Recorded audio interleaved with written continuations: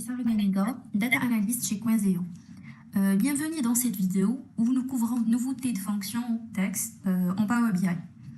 Aujourd'hui, on va parler de la fonction Network Days qui a été introduite en juillet 2022. Cette fonction vous permet de compter le nombre de jours ouvrables entre deux dates. Pendant longtemps, Power BI n'a jamais pris en charge cette fonction, même s'il est disponible dans l'Excel. Mais maintenant, il y a une façon de calculer le jour ouvrable en utilisant la nouvelle fonction Network Days dans DAX. Aujourd'hui, je vais vous apprendre à utiliser cette fonction étape par étape. Alors, êtes-vous prêts? Allons-y. Donc, pour le tutoriel d'aujourd'hui, nous allons couvrir deux points. Le premier point, je vais vous donner plus d'informations sur cette nouvelle fonction DAX Power BI. Et j'ai également un cas pratique. J'ai 3 questions ici et ça sera vraiment amusant. Comme il est indiqué ici, cette fonction retourne le nombre de jours ouvrables entiers entre deux dates en utilisant des paramètres pour indiquer quel jour et combien de jours sont des jours de fin de semaine. Les jours de fin de semaine et les jours spécifiés comme des jours fériés ne sont pas considérés comme des jours ouvrables. Donc, veuillez garder cette information à l'esprit. Voici également la syntaxe, comme vous pouvez le voir. Il y a 4 paramètres différents ici. Nous avons la date de début et la date de fin. Ce sont juste des limites de date explicites. Et nous avons également un autre composant ici, appelé fin de semaine. Il s'agit d'un nombre entre 1 et 17. 1 représente samedi et dimanche. Par exemple, 2 représente dimanche et lundi. Et 17, c'est juste samedi pour vous donner une idée de ce composant. Et le dernier paramètre, c'est les jours fériés, comme il est indiqué ici. C'est une colonne de table de une ou plusieurs dates qui ne font pas partie du calendrier des jours ouvrables. Maintenant, les amis, passons au prochain point. Donc, on a les 3 questions ici. La première question est de trouver le nombre total de jours ouvrables pour 2022. Les jours de fin de semaine sont les samedis et les dimanches. Et il faut également considérer les jours fériés suivants comme faisant partie de l'exercice. Nous avons le jour de l'an, le jour de la fête de l'indépendance, le jour des anciens combattants et Noël. Donc, la deuxième question ici est également de trouver le nombre moyen de jours ouvrables pour la livraison pour chaque commande dans la table de commande. Et nous devons considérer aussi le 4 juillet comme un jour férié. Et la dernière question, que nous allons créer un tableau avec le nombre de jours ouvrables pour novembre.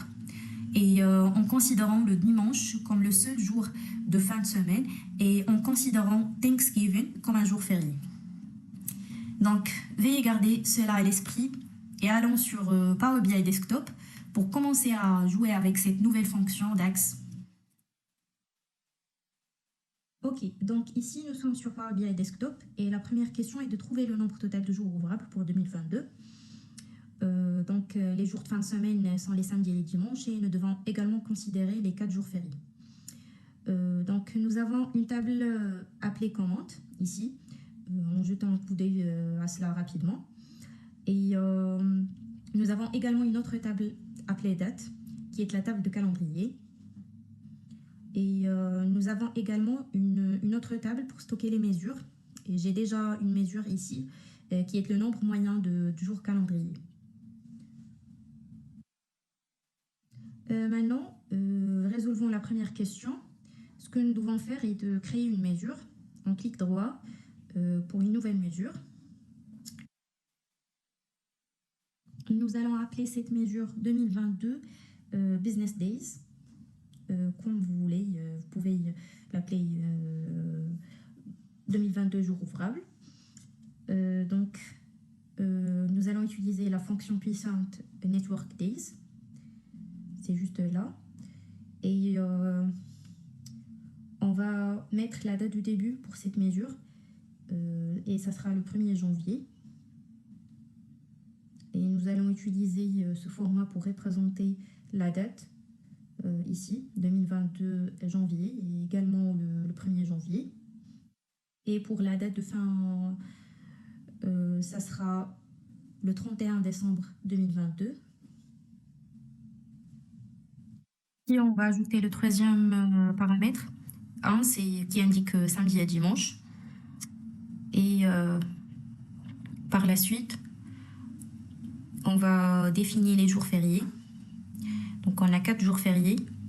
Donc nous devons ouvrir cette accolade et nous devons ajouter les quatre différentes dates avec cette format-là. Le nouvel an. Après, nous allons copier cela rapidement pour ne pas avoir à le faire encore et encore. Et c'est le 4 juillet, c'est la fête de l'indépendance.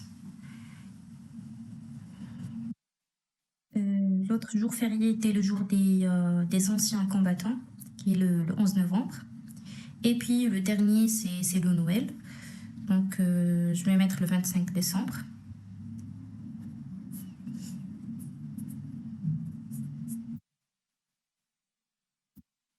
Et maintenant, je fermons cette accolade. Une fois que nous avons fini avec cela, en fermant les deux parenthèses et appuyons sur Entrée. Et hop, on va voir que ça marche, notre mesure était créée. Donc maintenant, nous pouvons voir le nombre total de jours ouvrables pour l'année 2022 en prenant en compte les jours de fin de semaine et les jours fériés spécifiés. C'est 258 jours ouvrables. Donc la deuxième question était de trouver le nombre moyen de jours ouvrables pour chaque commande dans la table des commandes, et nous devons considérer le 4 juillet comme un jour férié. Donc faisons cela. Comme vous pouvez le voir, cette table fait référence à la table des commandes. En fait, c'est la table des commandes et nous avons une colonne appelée Holiday, vacances, et Library, date de bibliothèque. Ce que nous allons faire ici, c'est de comprendre le nombre moyen de jours de livraison. Donc pour cela, nous allons créer une autre mesure. Clic droit, puis on sélectionne une nouvelle mesure et on l'appelait Average Business Days, ou bien jour ouvrable moyen. Nous allons utiliser la fonction AverageX car nous voulons effectuer ce calcul à un niveau de ligne. Et ensuite, nous allons utiliser la table des commandes en sélectionnant la table, puis utiliser la fonction Network Days de DEX.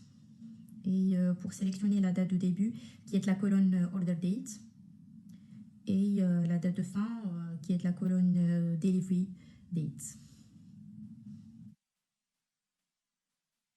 Et nous allons exclure les week-ends en sélectionnant samedi et dimanche, et exclure le jour férié du 4 juillet pour les années 2021 et 2022, en utilisant le format date.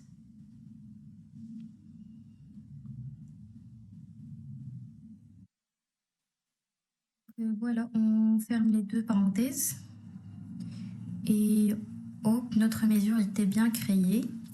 Donc on va juste dupliquer notre carte pour voir la nouvelle mesure. On va les mettre dans la carte et on voit bien qu'on a une moyenne de 3,31 de business days. Donc nous allons maintenant dupliquer cela et utiliser la mesure déjà présente dans le modèle, qui est simplement la moyenne de jours calendrier, jours calendaires, pour voir s'il diffère en excluant les week-ends et les jours fériés. Et donc, en comparant les deux mesures, celle qui inclut les week-ends et les jours fériés et celle qui les exclut, nous pourrons voir si cela a un impact sur le nombre moyen de jours de livraison. Et il est important de noter qu'exclure les week-ends et les jours fériés peut donner une image plus précise de la réalité des délais de livraison pour les entreprises de livraison. Donc, en utilisant les fonctions de DAX, nous pouvons facilement effectuer ce calcul et le visualiser dans nos tableaux de bord pour une analyse plus approfondie. Passons maintenant à la troisième question, c'était de créer un tableau avec le nombre de jours ouvrables pour novembre 2022. Donc, nous allons utiliser trois fonctions, la fonction union et la fonction row et aussi la fonction network days. Donc ici sera la colonne type, la première colonne. La deuxième colonne c'était Sunday ou bien dimanche, on peut l'appeler comme vous voulez. Et la dernière colonne, ça sera les jours ouvrables ou bien working days. Donc après, on va utiliser la fonction network days et on va définir le 1er novembre comme date de début et date de fin, c'est le 30 novembre. Donc si vous vous rappelez, pour le jour de fin de semaine, rappelez-vous qu'il n'y a que les dimanches. C'est pour ça qu'on a le chiffre 11. Donc nous devons sélectionner ça et faire un copier-coller. Donc en construisant l'autre ligne, ça sera très similaire. On va juste ajouter les vacances.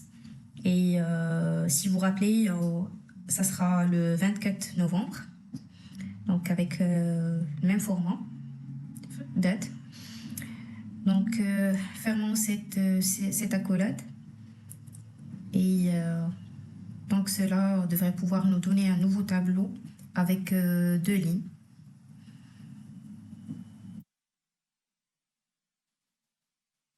Donc c'est bon, on ferme les parenthèses et hop, notre nouvelle table a été bien créée.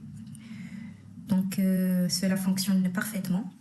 Donc nous pouvons dupliquer cela si nous voulons. Et on va juste ajouter les nouveaux colonnes de la nouvelle table. Donc, en considérant le dimanche comme le seul jour de la semaine, nous avons 26 jours ouvrables en novembre et nous considérons le dimanche et Thanksgiving. Donc, nous avons seulement 25 jours ouvrables en novembre. Qu'en pensez-vous? Ce n'est pas génial et vous pouvez également jouer avec les filtres juste pour 2021, tout change. Juste pour 2022 aussi, il y a des changements. Et bien sûr, vous pouvez également ajouter ici la moyenne des business days, des jours ouvrables. Donc voilà. C'était tout pour cette présentation et à la prochaine.